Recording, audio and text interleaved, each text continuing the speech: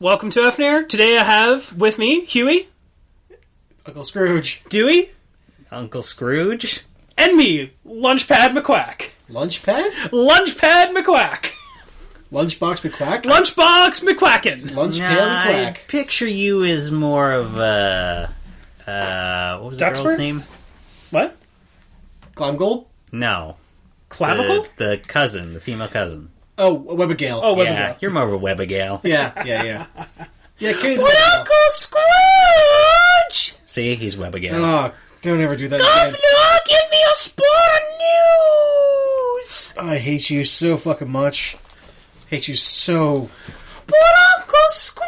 They should have just hit Webbigail off like a fucking cliff or something like that and left her for dead. There's some real fucking great podcasting here. You know how, like, when in that one episode of DuckTales, like, when they find Bubba, like, for the first time, and, like, Webbigail is, like, falls off a cliff? Oh, yeah, And right. she finds him that way? They should have left those fucking characters on that fucking island. No, because Bubba and Webbigail is my OTP. Gross. Don't tell me what's gross about my OTP. I'll tell you what's Your gross. OTP is trash. Yeah, that's right. Yeah, Let's see, Disney will validate my OTP. they probably will. Like, I think it's actually a canon thing. So, anyway, Disney's rebooting DuckTales. You're welcome for that news reading. Yeah, so Disney is actually releasing a new version of DuckTales, possibly a continuing. Who knows? At this point, I feel like they would probably want to, like... I kind of hope they don't go with that...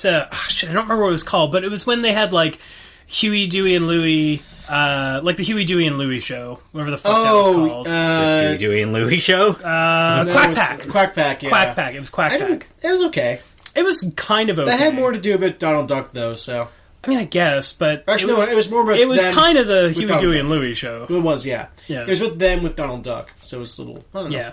Kind of depends. But, yeah, coming in 2017, Disney XD is going to start airing new episodes of, DuckTales. That's kind of awesome.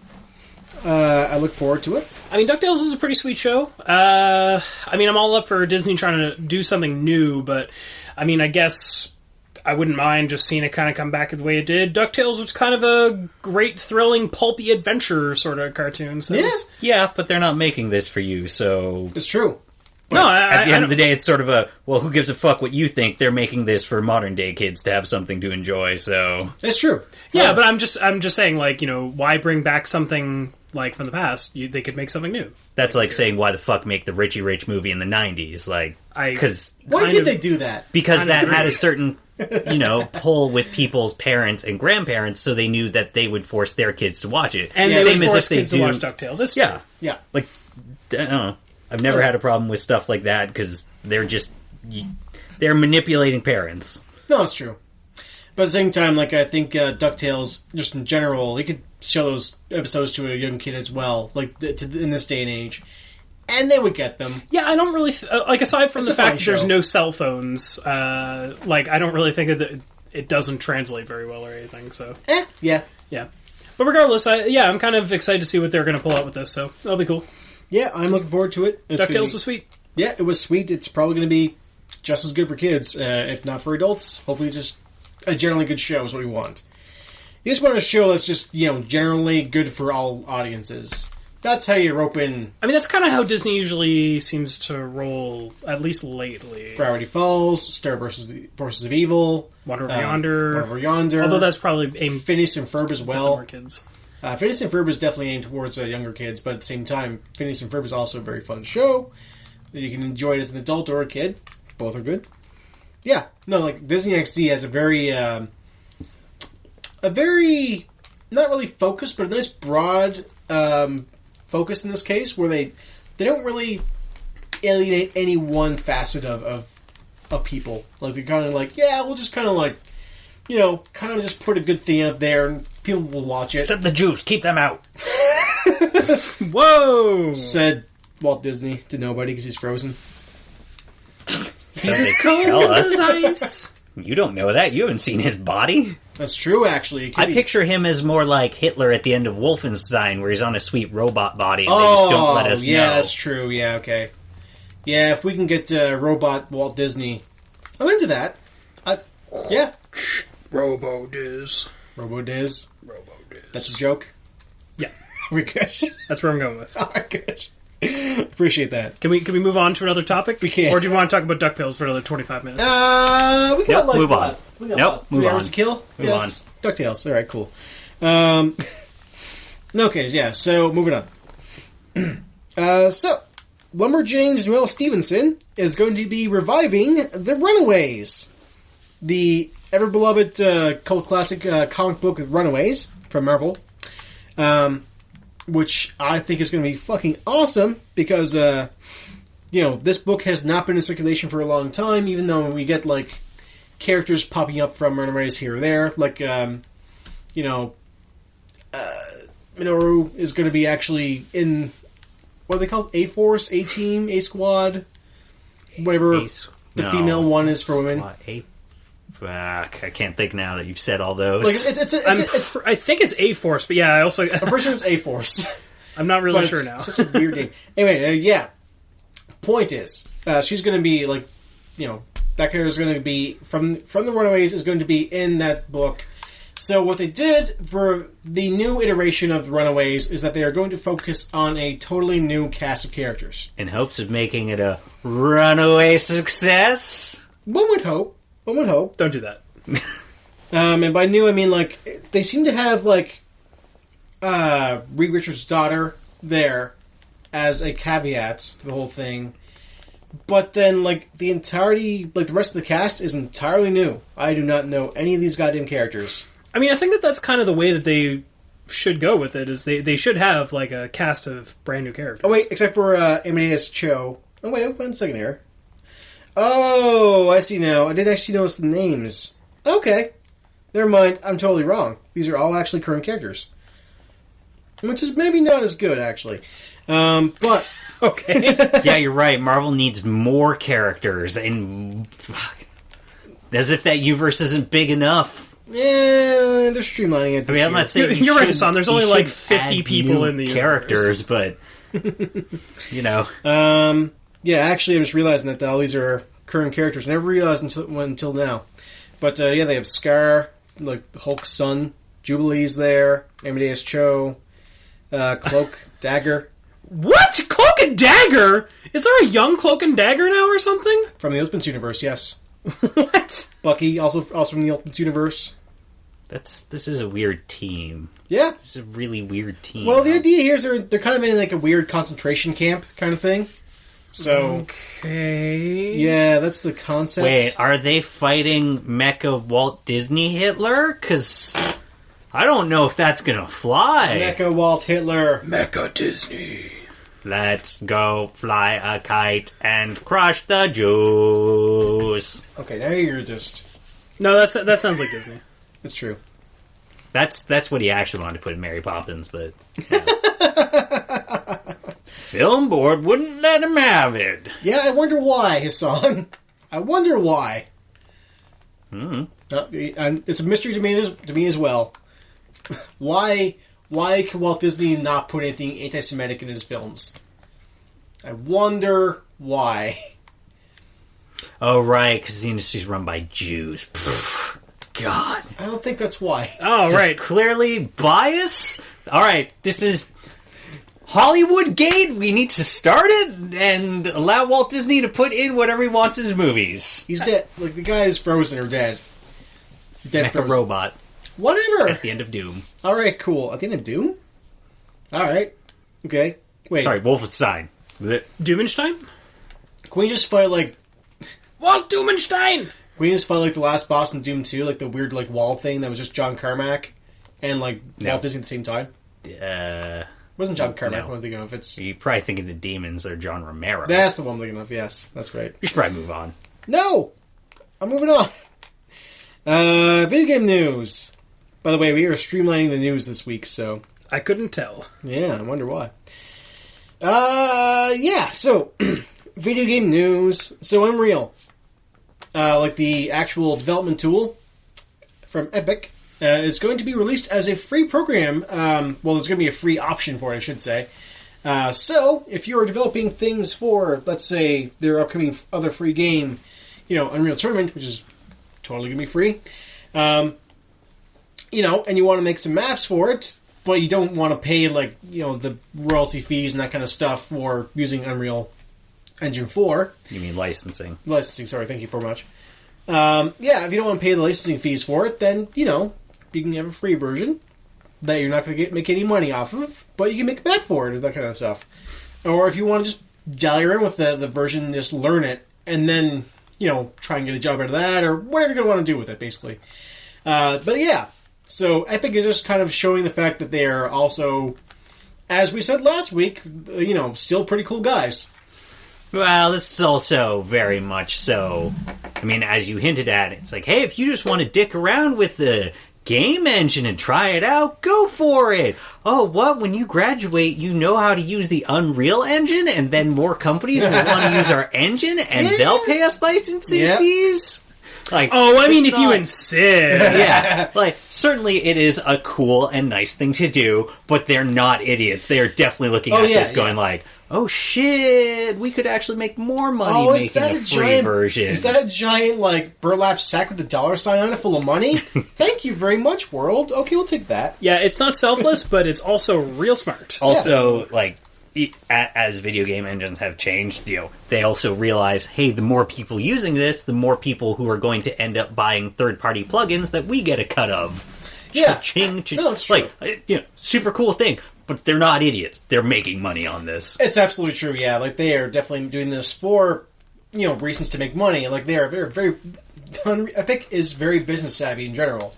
Like, the Unreal Engine is incredibly prolific because it's good and they market it very well. That's the way that Epic kind of rolls. Like, they make sure their product is outstanding, and then they also make it... Now they just have to prove Fortnite's a real game. That'll never happen. But, the new Unreal Tournament is being released to the public fairly soon, and it's going to be free, so that's good too.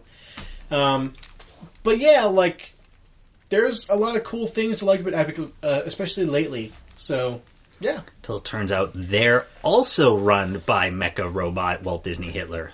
I mean, what do you think Cliff Bleszinski is? That's why he left. Boss Key Studios. It all makes sense now. There you go. Yeah. You understood. Did you see, like, the Illuminati symbol kind of, like, flash up, in Cliff Bleszinski's eyes? He probably has it there. I don't know. Has it there, yeah. I would say so. Confirmed. He has snake eyes. He has, like, sideways blinking eyes. Oh. Cliff Bleszinski is a lizard man. Okay, it's all starting to come together now. He's an Illuminato. Illuminato. Yep. Also, mecha robot Walt Disney Hitler, I guess. Whatever Hassan says he is. Mm-hmm. The race of mecha Walt Disney Hitlers. Whatever Hassan says Cliff Bleszinski is probably what Cliff Bleszinski actually is. I had to assume Hassan is really wrong with these things. Some real astounding Marcus logic. Phoenix, there we go. What else you got for us? So, let's do a brief story, because this version of this app is very slow. 1 second here. There we go. Kurt Schilling, his daughter is actually fairly prolific on Twitter and that kind of thing. She, at some point, has been harassed during, obvious Gamergate shenanigans and that kind of stuff. So I was guessing she said something that Gamergaters did not like, and they decided to harass her. Basically. That's the gist of it. All right. But, no. See, you don't understand. The harassers, while they say the same things as Gamergaters, aren't the same thing. Oh, my mistake. Yeah, there we go. Right. Oh, I forgot. It's really about ethics and gaming journalism. Yep, exactly. My mistake. Also, can't wait until Kurt Schilling just spawn camps, quote unquote, a Gamergater holding a gun on his daughter, like Ice-T in the episode of SVU. Yes. Let's not bring SVU into this. Let's not bring up things we can't take back. Yeah, we are. I already did it. Look at that. Nope. Continue the story. Oh my god. Okay. So basically, she was harassed online, and Kurt Schilling went and had them publicly doxxed. So straight up, he basically had released their information and said, "Here's who they are. There you go. Have a taste of your own medicine." Now, so I always hear the word doxing being thrown around, but.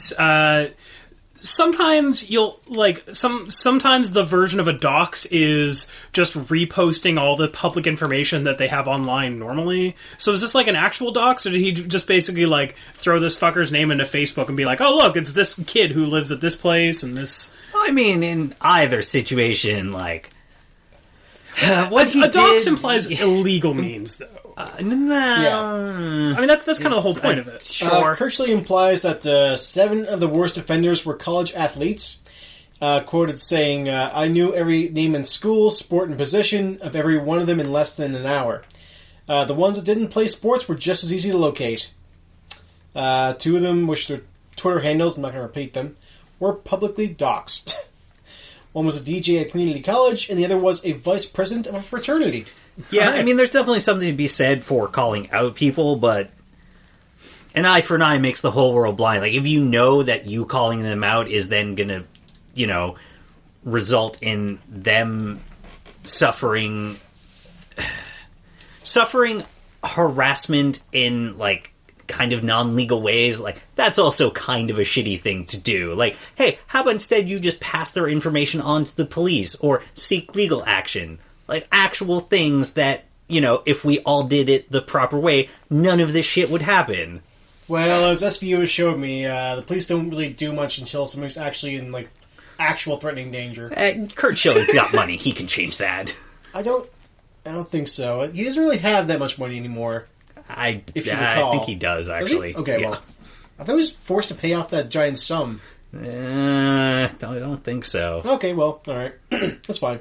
So, they've at least learned some sort of lesson out of this. I'm not sure what it is, but Well, I hope you've learned your lesson, children. Their fucking school should also, suspend them from playing sports until they take courses and prove they're not going to be shitty, bigoted assholes. Yeah. Like, that's the sort of thing he should have done. Reach out to their school and go, hey, yo, school head, you know that your guys are doing this. Also, if you don't do anything about it, then I'll go to the press about it. Like, there are ways that you do that without ruining a person's life entirely. Yeah, that's fair. Although, Look, the way he did is way funnier, and I realize everybody wants to cheer for it. But, again, eye for an eye is not the way to do stuff. No, that's true. Vigilante justice is still illegal, so... Yeah, instead we need Judge Judy Justice.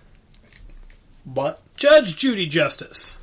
Just sitting there yelling at poor helpless victims? Look. I'm not going to try to sit here and explain... Look, you're in my court now. I don't have to explain my justice to you. She killed my mom. I don't have to explain... Stop Mecha Hitler, Judge Judy, Walt Disney. Man, this... Holy shit! This, Khmer amalgam is... Hey, you never see her legs. Up. You don't know what's below there. Oh my God, or under the robe. Holy shit, he's right! Wait, no, there's that little bit where she walks in. That's true, actually. Oh, yeah, that couldn't be CG'd in. Yeah. Yes. She was totally that, you said. Anyway, moving on. All right. Moving on. So... There is a tournament organizer called The Hubs, H-U, capital B, capital B-S. Yes, that's what they're called. We're running a tournament recently about Dead or Alive. And they have put a soft ban on over-sexualized costumes in the Dead or Alive tournament. So, just to reiterate, so are they saying, characters that are, innately, sexy characters? So, DOA has, 10,000 goddamn costume options. Okay. So they're literally saying, yo, they banned some of these costumes are the ones you can't use. So the titty costumes. They're not saying, you can't use this character. And the costumes do not affect fighting style, anything like that. Oh, no, totally. They're skins. So it's literally saying, yo, the ones where it's basically 2 pieces of tape over a girl's titties, we're not going to let you use it. They specifically banned the really incredibly creepy bed and bath time costumes, which was a DLC pack that came out last year. And what it was... Wait, is that the fucking name of it? Oh, fucking yeah, it was! Oh my god! Yeah, so basically it was called the bed and bath time pack.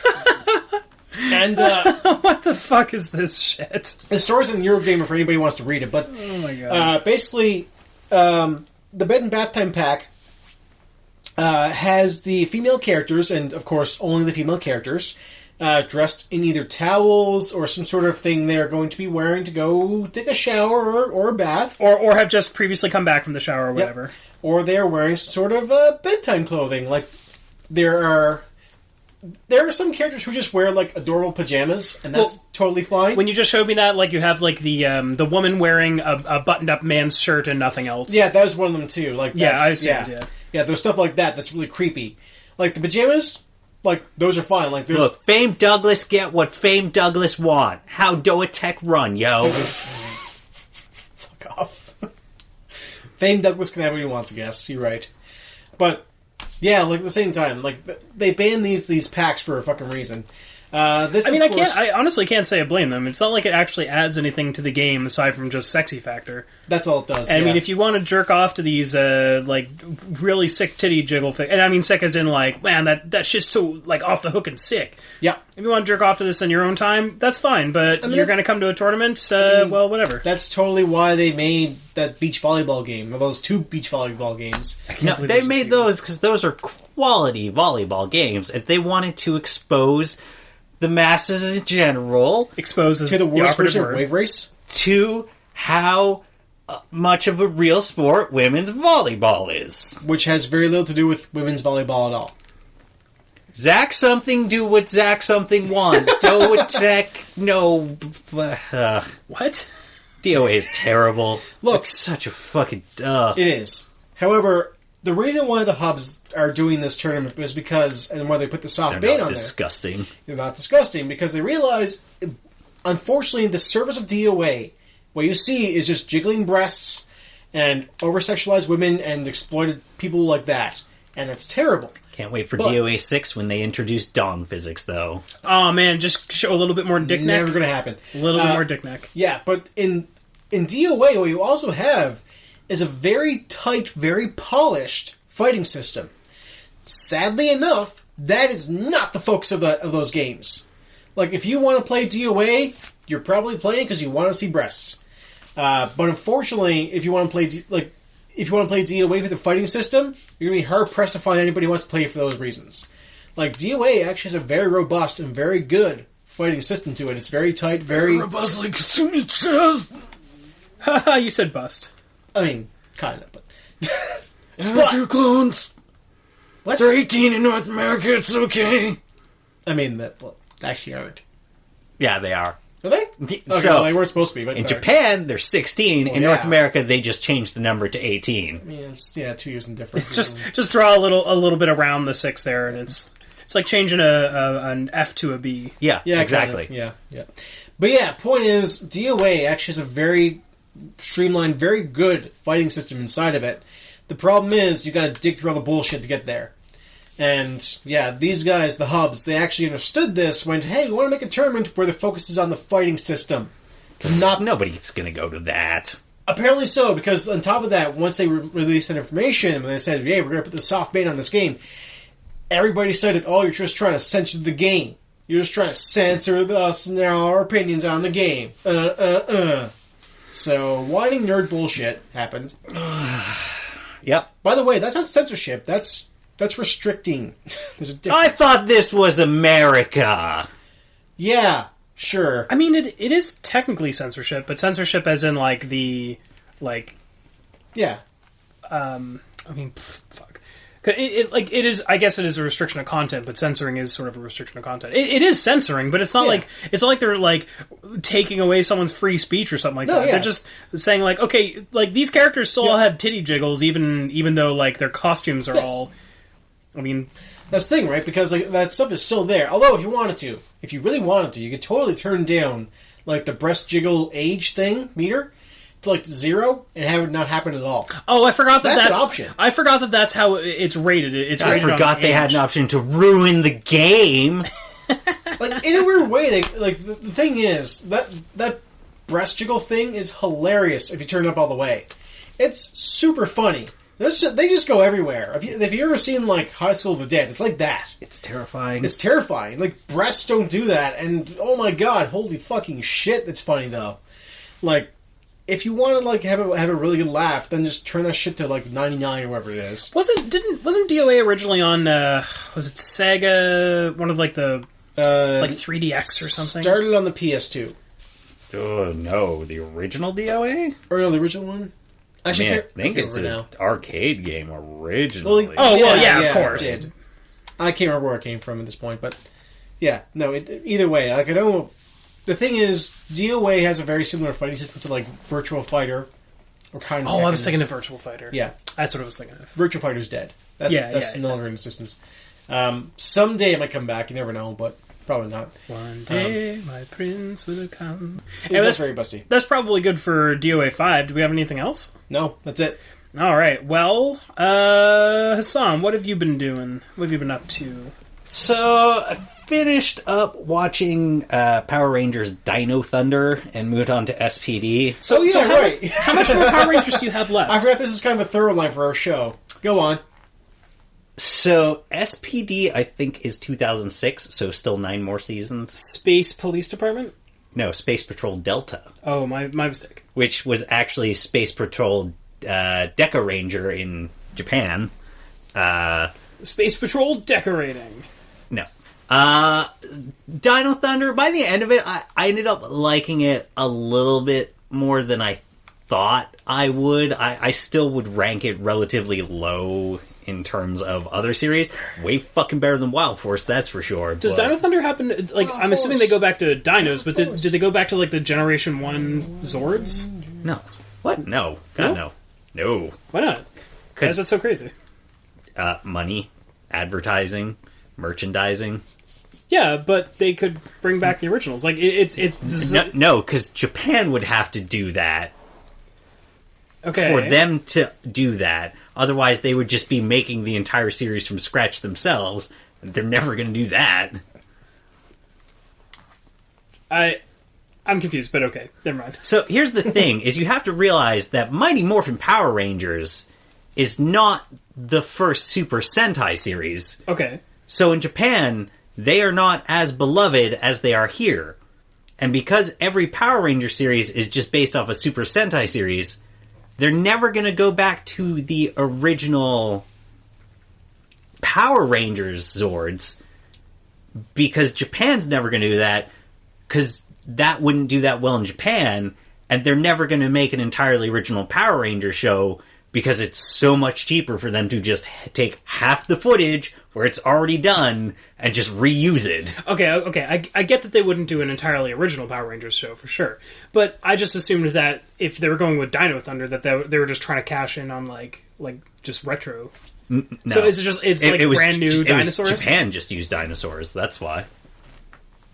So did Dino Thunder not come here then? Yeah, but wait, what do you mean? Like, because Japan has used dinosaurs multiple times. Oh, okay. So that's not happened just, multiple it's not just times like in North America. No. Okay. In Time Force, the 6th Ranger gets the Quantosaurus Rex. What is it? Even though everyone else... Wait, what? It's like a time-traveling T-Rex with 2 giant lasers on it and stuff. It's awesome looking. What? Yeah, I'd say so. Yeah. Okay. Anyway, so I moved on to SPD. My memories of SPD were right. I quite enjoyed the show. Even though it's terrible intro, oh my god, maybe the worst song so far, but I can see that. Overall, definitely liking it as a series. It feels it and actually it's the series prior to Dino Thunder, Ninja Storm. It's made me realize, like, oh, now I remember why I actually ended up liking these series eventually, even though they don't start out the best, is these are much goofier series. It's true. It's like, oh, right, this series is so much better when it's not all super serious dour all the time, which Dino Thunder tends to lean towards. But the thing that saves Dino Thunder is it has a pretty decent, like, B-plot going through it the whole time, and a bit of a broader cast of characters. So, that's helpful. Yeah. I really like SPD, though, for the fact that there seems to be, you know, it's always like, red 1, blue 2, green 3. There's just a 100. Wait, what? Yes. So... Wait, what? It's... And it's basically their version of Zordon is like the 100th Power Ranger. Okay. And he's like a weird blue dog alien thing. It's pretty great. Oh, that guy. His name is Doggy Kruger. There's also a support character who is like weird cat lady called Cat Manx. Yep. Yeah, the naming, it's fantastic. she's actually a swan in the Japanese one. It's actually so fucking great. Kenny, have you ever seen Doggy Kruger? No. Oh, he's fantastic. Let me show you right now. He's so perfect. Yeah, like, it's really weird. I don't know why. Maybe it's because SPD came out in 2006, where it's finally older. It's also the series where I know some of the most about it versus its Sentai counterpart. It's a real character. Yeah, everybody who's listening to the show, look up Doggy Kruger. So you should look up his Japanese counterpart, who's even weirder looking, because he's got, like, almost face tattoos happening. So just to explain for anyone who can't see this picture or doesn't want to look it up, it is a dog man who appears to have, like, black dreads or something. And like, little bat ears. Yep. Yeah. But is otherwise a blue dog with like little spots. He's a Doggy Kruger. See, you should see if you can though find him in his Oh wait, no, that's the Japanese version, who's fucking great. He's got sunglasses. Yes, he's got fucking sunglasses. Yeah, no, that sounds awesome. Are the aviators? Here's the other thing: is I got to see the end of the current Sentai series while I was in Japan, and it's made me realize the thing that Power Rangers is missing, and I don't know if all the Sentai series have this or what, but at the end of it, there is a giant choreographed dance sequence, and it's not just the Rangers, it's like all the support characters and even some of the villains are just doing sweet choreographed Japanese dancing with pop songs going. It's like, I need this in Power Rangers. That's how it all ends? That's awesome. Well, no, basically the series ends, and then that's just the credit rolling part. Well, yeah, I never understand that. Yeah, that's great. It's awesome. Fan-fucking-tastic. They really should do that over here. Yes. And then beyond that, I've actually been playing a lot of Metal Gear Rising: Revengeance, which... Sure you have. I've got some real mixed feelings on that game. What is your thoughts and feelings about memes? What are memes? What? What's a meme? Oh, you haven't gotten there yet? Have you gotten to Red Typhoon? Yeah. Yeah, his whole, 10-minute long speech about memes. Oh, yes. Yeah, right. Yeah, it's a weird speech. Yes. Yeah, like that game, it's real weird. Playing it the second time, I enjoyed a lot more because I think... I mean, that game has a couple, 2 or 3 really big problems that end up being super frustrating. Yeah. The camera's not great in it, and it takes a while to A, get used to it, and then B, just accept that certain parts of that game are going to suck ass because of it. Yeah, fair. The game doesn't necessarily do a great job of tutorializing a lot of stuff, and then because of that, it also tends to do a bad job of, in particular, boss battles, making it clear what action you need to take in order to fight these bosses properly. Because, there are just certain attacks, it's well, you can't block it,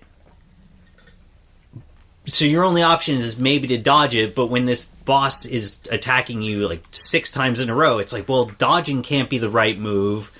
And I can just block it a whole lot, but then it's I'm blocking for 6 minutes straight until he finally just gives up and changes. Oh, that sounds fun. It's weird. I'm sure there are ways that you're supposed to do something, but sometimes the game just doesn't make that clear. Or there's one boss fight where there's helicopters shooting at you. Oh, and yeah. you can use a rocket launcher, but you're basically going to take a bunch of damage the amount of time it will take your rocket launcher to actually lock on and hit them. Oh, nice. I actually don't like any of the... so you basically just have to end up running around for 40 seconds. Yeah. Because the only way to block long-range weapons, i.e. bullets and stuff, is to just run. Yeah. It's this can't be the right thing to do, but it's the only things I can think of. This is weird. You know what? I actually don't like any of the helicopter fights in that game. No, anything kind of bad. Anything with guns sucks in that game in general. Because the whole point of the game is you have a fucking sword. Mm-hmm. Like, it's not like Devil May Cry where you at least get 2 pistols or something. You have no long-range weapons except for grenades and rocket launchers, which are not great on those. Oh, yeah. But, like, those are problems. But when it gets down to its core combat, like, it's really good. I know a lot of people who have problems with the way that the blocking works. Yeah, how's it going? I do. It's literally, you're overthinking it. Like, it's the way that you block is you just press the directional button towards the enemy and the attack button. That's it. And I know everybody overthinks it, like, well, he's slashing at me from this direction, so we've got to angle it. It's like, no, if he is in front of you, you just push the stick forward. If he is behind you, you push the stick back. Like, it's so basic, and it took me a while to get used to it, because I was fucking up a whole lot. Is this, like, not explained or something, or? It's explained, it just doesn't do a good job. The thing is, it does actually have tutorials in it, but it never forces you to do them. It calls them VR missions. As in the original Metal Gear games where that had the VR missions in those. Yeah. So, I don't remember that in the original. He's talking Metal Gear, not Metal Gear Solid. Yeah. Oh. Yeah, wait, like the one for the Nintendo? Yeah. Yeah. That was a thing? Yeah, they had VRs. Oh, okay. Yeah. But that said, though, the re-release of Metal Gear Solid had VRs as well. So. But, like, it's a really good game at its core. Yeah. It just takes a whole lot of floundering around and failing. And it wasn't until my second playthrough where I was finally reaching the point of, like, okay, I don't mind this, because, I've now started to figure out how some of these attacks, I can chain them better. There's a dodge move in it. Yeah. But you have to buy it. Oh, that's right, and yes. It's like, what? I felt that was kind of bullshit. And then it doesn't make it clear. It just says, press A and X to dodge, but it doesn't make it clear that, hey, you can also dodge to the left and stuff. And, like, there's just a bunch of stuff in it that as you go on, you're like, this game is much better on a second playthrough than a first. I can see that, yeah. My first playthrough didn't really enjoy... I enjoyed it a lot, but, like, not as much as I could have. Yeah, it's a weird one that it feels like it's, good core gameplay, which you expect of Platinum, but then it's like, they don't do as good a job as they usually do of making this stuff as obvious on what to do as they should. Yeah, I feel the same way, but Metal Gear Rising, it's not Vanquish, sadly enough, so... I just remember in Metal Gear Solid, the thing that killed me was the second sniper sequence against Sniper Wolf. So this game plays nothing like Metal Gear Solid. Not at all. Oh, really? This plays like Devil May Cry. Yeah. What? It's a character action game. It's so weird. It's not technically Metal Gear Solid. It's Metal Gear Rising Revengeance. Yep. So is Metal Gear Rising a new strain of Metal Gear, then? Yes, it is. Okay, yep. All right. Where you play as a cyborg Raiden, and you murder things with a sword. Oh, right, it's the one with... yes, okay. He's plays Jack the Ripper. He has weird... Oh my god, the end fight is so fucking good in it, though. Like, the end boss is just the most insane, dumb, over-the-top Platinum meets Metal Gear thing. He's a giant. Good. He's just a giant businessman with like huge muscles. So he's not a businessman. Well, he's a senator from Texas. True. Who's basically just going on about how America has become filled with pussies, so he needs to start another war for America to get its spine and put it on top again. Yeah. Incredible. And that's last boss. He basically goes like Super Saiyan at the end, where he's just punching the ground and fire shoots up. And then fucking like, the end song is the best song too. Does he take the Bane serum? No, he nanomachines. Nanomachines, yeah. Oh, of course. It's Metal Gear. So, right. Of course. I ended up really liking the game, but definitely it's a cool game. Halfway through my first playthrough, I was going, I don't know if I want to finish this, because even though there are moments I really like, there are other moments that I am starting to hate. Yeah, it's a totally cool game, but at the same time, like, there are plenty of moments in that game where, like, it just doesn't feel as complete as it could. But there's also like a couple of other things I've been doing, but I'll save them for next week when I'm deeper into them and that. Yeah, that sounds good. Tristan, what have you been up to? Let's see. I have been doing actually not a whole lot, because I've been mostly working on stuff for the podcast, trying to make it more accessible. Trying to make the podcast as awesome as possible. It's true. The Awesome Cast. The Awesome Cast. Yeah, like I've been putting the show now on YouTube. We can find it on like several hundred of other places. I just applied to Stitcher yesterday, the show. So if we can get a Stitcher, that'd be awesome. Hey, Stitcher. Please? Yeah? No? Okay, cool. But anyway, so let's see. I watched the latest episode of Star vs. the Forces of Evil. Of what? Star versus the Forces of Evil. Oh, okay, I heard Yep. Starburst. It was Starburst Evil. little. Well, I was like, Sorry. in the candies. What? No. It's not that Sour Patch Kids game. Oh, There's a Sour Patch Kids yes. game? There totally is. Mm-hmm. Anyway, so yeah. PS3 exclusive. It is. So yeah. So yeah, Star vs. the Forces of Evil. The second episode finally came out last week, actually. It's had like a month-long hiatus, technically. I believe it's going to be now weekly or bi-weekly. With these Disney shows, like, how can you ever fucking It doesn't tell, right? fucking matter. Like, Wander Over Yonder, it like takes like month-long hiatuses all the time. Yeah, they kind of do it show by show, which is weird. Normally they have like a backlog they start airing, but they've been doing them as they produce the show, which is really strange. But yeah, Star vs. the Forces of Evil. Latest one's about Marco growing a giant tentacle arm and using that to like win a kung fu tournament. Okay. In place of a regular arm, or in addition to his regular arm? In place of. Oh, Yeah. But the what a sweet tentacle out of his chest. they're pretty cool, but this tentacle is also evil, so yeah. Aren't all tentacles? In some way. But yeah, episode's pretty great. Yeah, I recommend it. It's the show remains to be pretty frantic and fun, so I can't wait to see what else they do with it. Let's see. On Thursday, I played a fuck ton of One Finger Death Punch. I'm playing that game so much, my right hand is like cramped up like crazy. Oh. Yeah, That's... yeah. Well, there was... Okay. Yeah. Well, first I'm left-handed, so you know. Stranger danger. Yeah. So Yeah. Major stranger danger. Major stranger. Yeah. But anyway, yeah. So One Finger Death Punch is, if you don't know, is a rhythm game in which you are playing a stick man fighting other stick men, but you have access to a multitude of different kung fu styles at the beginning of each round. And the idea there is basically to fight and kill and kung fu kick your way to victory in each one. All it is two buttons, left click and right click on the mouse. That's all it is. And the idea there is to like chain them into, different rhythms and that kind of stuff in fighting dudes. It has a lot of fighting game style depth to it. So, like for instance, they'll throw dudes at you who require like 2 right clicks and 2 left clicks and a left click and a right click. Oh, I was hoping you were going to say babalities. Oh, Babality. I haven't gotten that far in the game yet, so I don't know if that's in there, but you never know.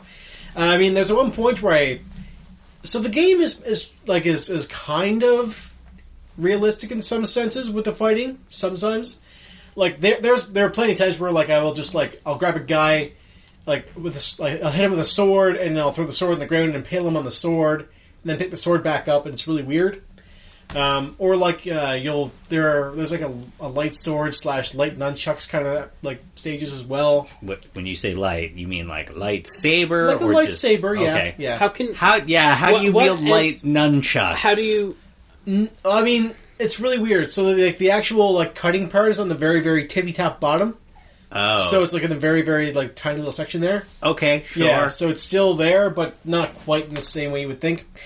Yeah, that game is still great. I recommend it highly. It's a lot of frantic fun. I just unlocked the ability to freeze people, which is really fucking awesome.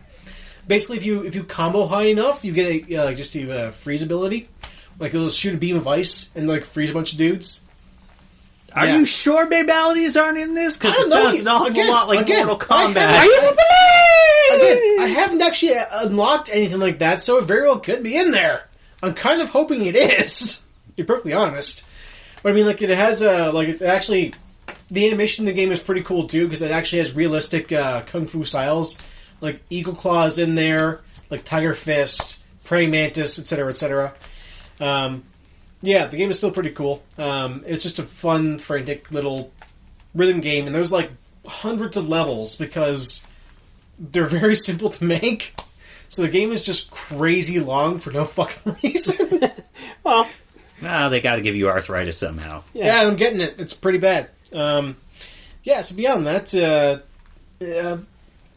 we did the recording for the ending of technically it's the ending for Cyberpunk Month. I think we're going to try and record the actual end of Cyberpunk Month this week, but basically we went ahead and did that. So that's now out on our feeds and that kind of stuff. So listen to episode 20 of Sideshow Review for Blade Runner, basically.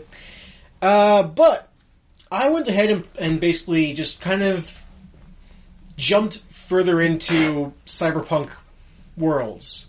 So I actually started watching a bunch of Ghost in the Shell standalone complex. Oh, yeah, that's right, because you mentioned last week that you hadn't really seen that. No, I haven't, actually. So what are you thinking about it so far? Well, I'm now 10 episodes in, and I really like it, actually. Really excited to see Scarlett Johansson play Makoto Kusanagi. No. She'd be perfect for the role. I mean, she could be, just not she's... No, she couldn't. Like, maybe, but who knows? You also don't like ScarJo, so... No, I like her, I just don't think she can play tough girl well. Yeah, okay. I think she can, but I would pick somebody else beyond her, but... Well, regardless, we don't have a choice in the matter, so how's the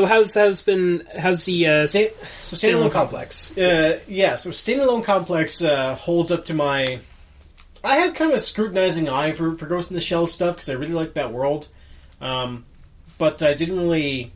Like, I've only seen, like, the first movie and the sequel. Yeah, I was really surprised when you said you hadn't watched the series before. Yeah, like, the thing is, like, Standalone Complex came out during a time where I just really wasn't that big into anime, so... Yeah, that's fair, yeah. Like, that was when, like, my friends were all into, like, Inuyasha, and, Witch Hunter Robin was a big thing as well at the time. Oh, man, you missed out. I don't think I did. Inuyasha! All, like, 10 million episodes of that show.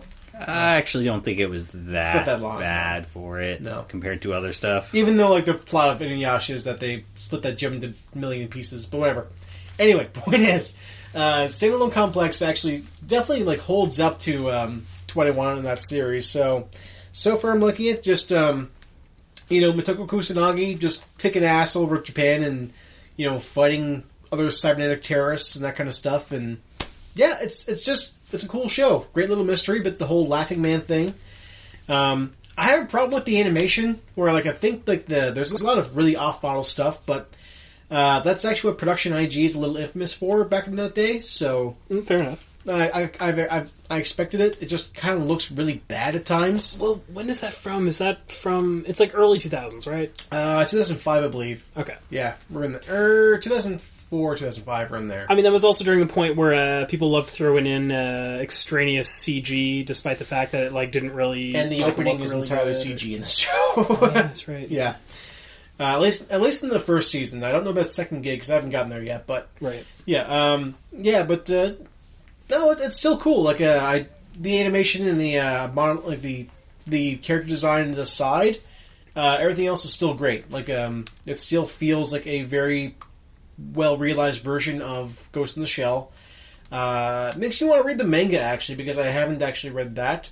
I've only seen the movies, which apparently the movies are a little bit more different from what Shiro wanted. So, can't say I'm really familiar with either form, so fair. We'll have to believe these other people. Well, believe it. Believe it. So I've also just today actually got back into playing Shadowrun Returns. I was never really a big fan of Shadowrun until a few years ago, I think, actually. Like, I never really even played the actual RPG for it. But I've always liked the world. Basically, it's you take Blade Runner, but throw a heaping dose of, like, fantasy on top of it. Like, you have orcs and dwarves and that kind of stuff. Yeah, well, I mean, it's definitely like a fantasy cyberpunk world. Yeah, totally. Yeah.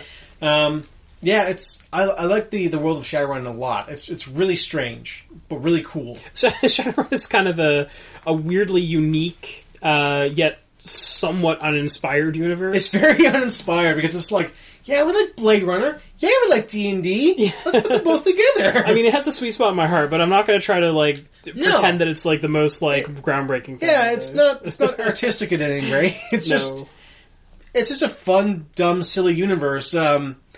It does hit home a lot for me because it has a lot of the weird lingo in it, like Drek for like shit and that kind of stuff, or like get geeked. Oh yeah, right. There's a bunch of like wicked like pseudo lingo. Yeah, I love like trippy like cyberpunk lingo. Like cyberpunk lingo is my favorite thing in the cyberpunk genre. I think because that is a pretty sweet trope. Yeah, just like oh man, that guy totally almost geeked me. It's like he geeked you. What? What's that even mean? What is that supposed to mean? It's like, oh, I fell into a pile of Drek, or like get slagged, weird chops or whatever it was. Yeah, but that game is pretty cool. Basically, it combines like the combat of XCOM to like with like a lot of like your dialogue trees and that kind of stuff of like, let's say, a Skyrim or a Mass Effect style game. Okay, yeah. Yeah, so like it's all top-down isometric. The art style is really nice, too. It's a really pretty game. That was the one that was, it was Kickstarted, right? Yes, it was. Yeah. But yeah, this game is really cool. I'm really appreciating it now that I've only played like an hour before recently, today. And now I've played like a full like 8 to 9 hours of that game. And I really do appreciate the way it flows. Any idea how long the game actually is? I think it's like 20 hours long because it's a huge campaign. So right. like the first part is all about taking down the Emerald City Killer. Emerald City Ripper is what he's called. Yeah, and that was pretty cool. And that's a pretty short campaign. But it's enough to give you get you into the world and get you into like, this is how a Shadowrun group works, and this is how like when you go on runs, you gotta like do these things and make sure you're bringing like a certain team in, and it really it's really interesting because, like I said, I never actually played the RPG, like the pen and paper version, right?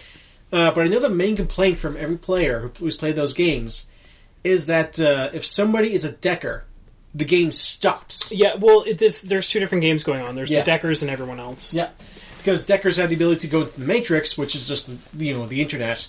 And once they're in there, and if nobody else can go in, like let's say you are an adept, or if you're a wizard, for instance, or mage, you can't use cybernetics because if you do, your magic is fucked. Yeah, you fuck your magic right up. Yep. So I saw gargoyles, and you can definitely take magic into the internet. Man, there's a fucking reboot we need. Gargoyles. Oh, I know. Oh man, that'd be nice. Yep. But yeah, so Cyberpunk. So Shadowrun is a lot of fun. Cyberpunk. Yeah, Shadowrun Returns is pretty cool. But like I said, like I can see some of where the complaints come from because like you can totally bring a Decker into your group on a Shadowrun and have him hack into a system and like fuck up the system from inside that way. Yeah, right. And that's totally awesome. But holy shit, why would you ever do that? Because you have to do his thing, or their thing, like her thing, first, as you're like trying to control everybody else, because like everybody else is not going to be a Decker, so they can't get jacked into the system. Wait, so in how does this actually handle the Decker then? Oh, so the way the Deckers work is basically you as a Decker you have a crew of consumable like friends you can deploy. Okay. So basically, when you're in the Matrix, they can mosey on and do their thing inside the Matrix and gather information and unlock doors and that kind of stuff. But the way that works is that basically, you have to deploy consumable friends. So like, let's say like you have little programs saying like this one program will fight for me this way because he'll like be a big old dude. He'll like attack guys up close or whatever. Sure. Okay. Yeah, like it works the same way. The combat is the exact same thing in the original game, in the rest of the game. It's just that now you're in the Matrix and everything's a little bit weirder. There's a whole IP bar kind of thing to like make sure that you're not being caught and that kind of stuff. Okay, all right. Which is kind of cool, but at the same time, like I said, taking a Decker on your missions, not really a viable option. Ah, fair enough. Well, what else have you been doing then? That's it. Okay, well, I've decided that I was going to watch a whole bunch of that 70s show, but I feel like when I watched it back when I was a kid, I missed the part where Donna got black hair and became an international drug lord. Yeah, and that's season 3. What? Yeah, she became an international drug lord. Season and 3, was also, man, you really missed that. Yeah, I guess so. Yeah, yeah. It was, I guess it was just an entire season that I skipped. Also, like in a women's correction, like a RoboCop reference. No, she like no. It's like she ends up in a women's correctional facility. And, yeah. Yeah. Didn't see that? Janeway is there. I never fucking Captain watched Janeway. this. I thought that show was terrible. What? You thought wrong. Yeah, you thought wrong. Okay, what are you actually watching? Like 18-year-old girl ends up as an international drug lord? No, what I've actually been watching is Orange is the New Black. Which stars the same actor as one of the Donna. stars is Laura Prepon, which is Donna from That 70s Show. Yeah. But in this, she was an international drug smuggler, Yes. and the main character, who I don't know that the actor's name is, but her name is Piper in the show. Oh yeah, Piper Chapman.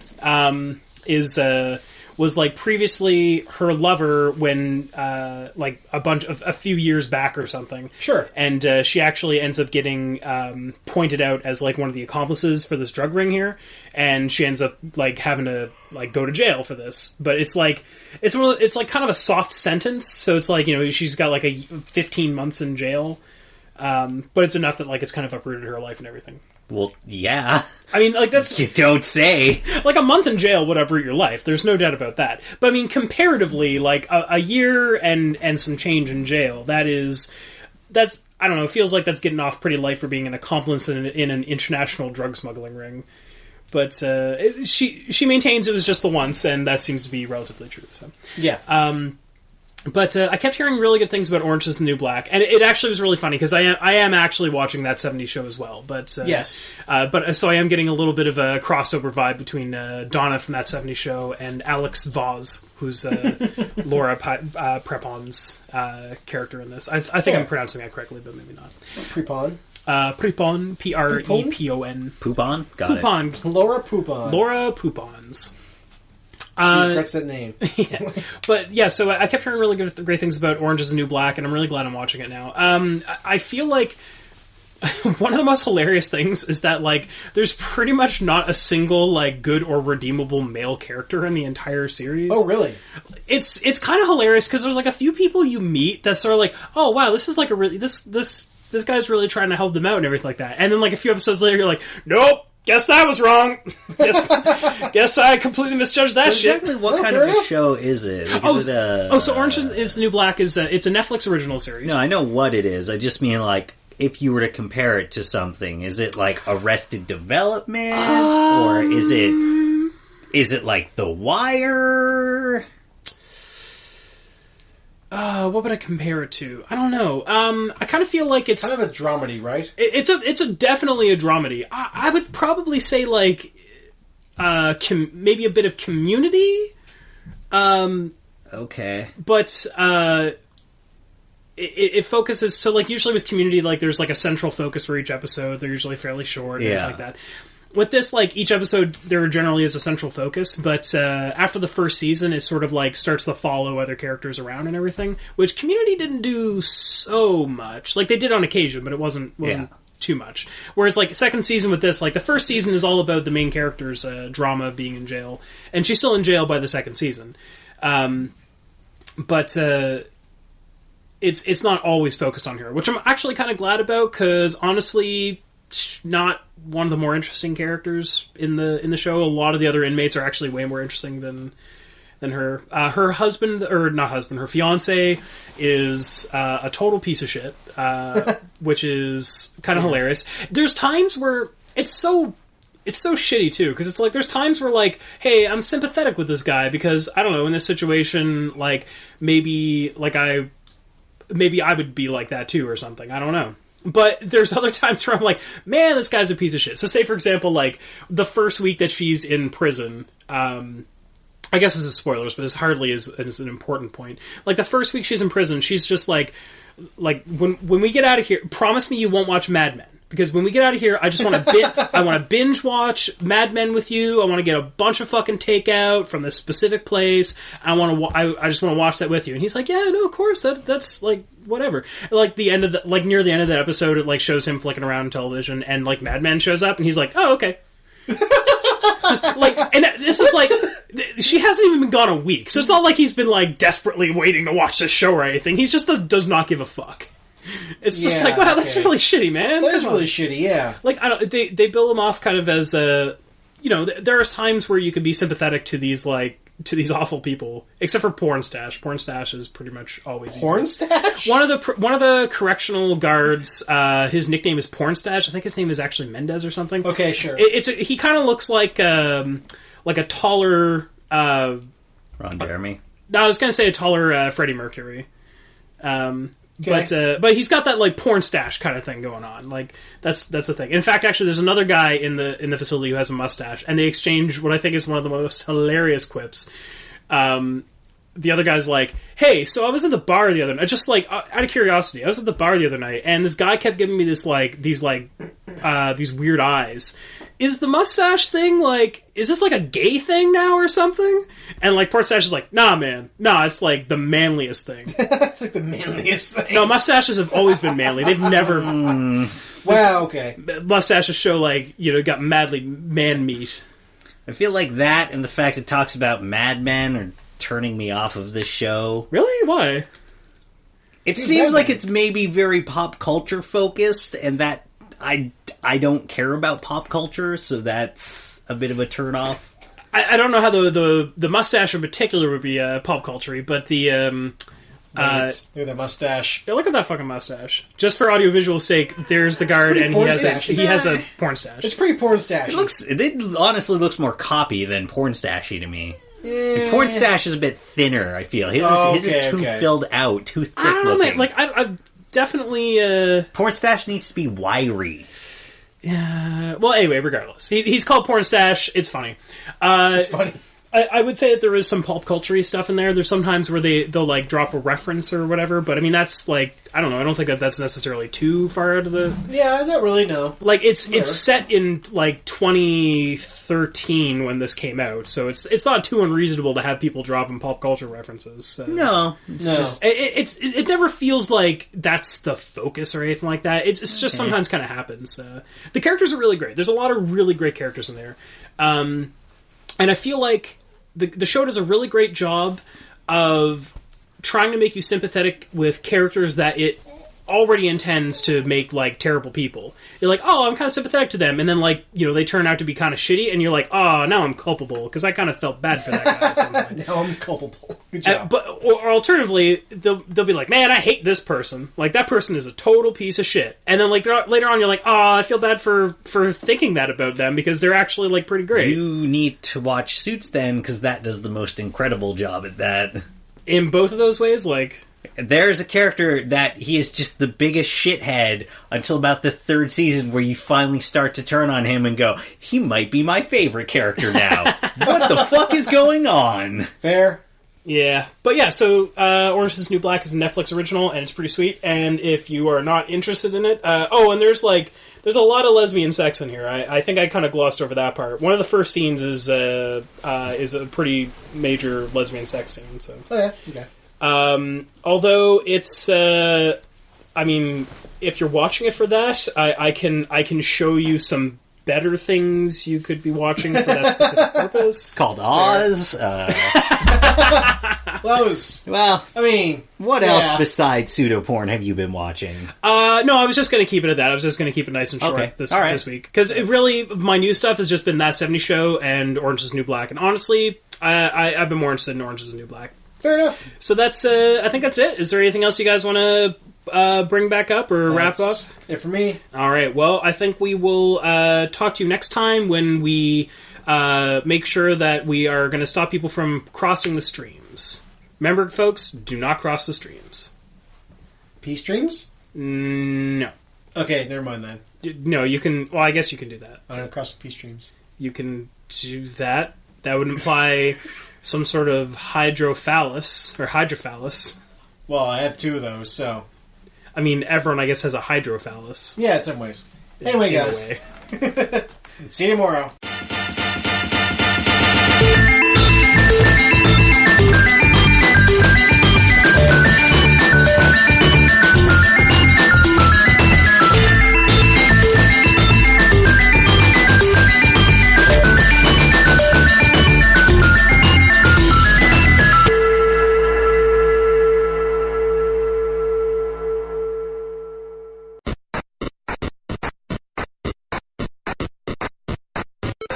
Hello, everybody. This is Tristan. This is Ken. And we're here to tell you today to follow us on many, many things. You can follow us on iTunes. You can follow us on everythingisfine.nothingis.ruined.libsyn.com, You can follow us on Twitter. which is at eifnir.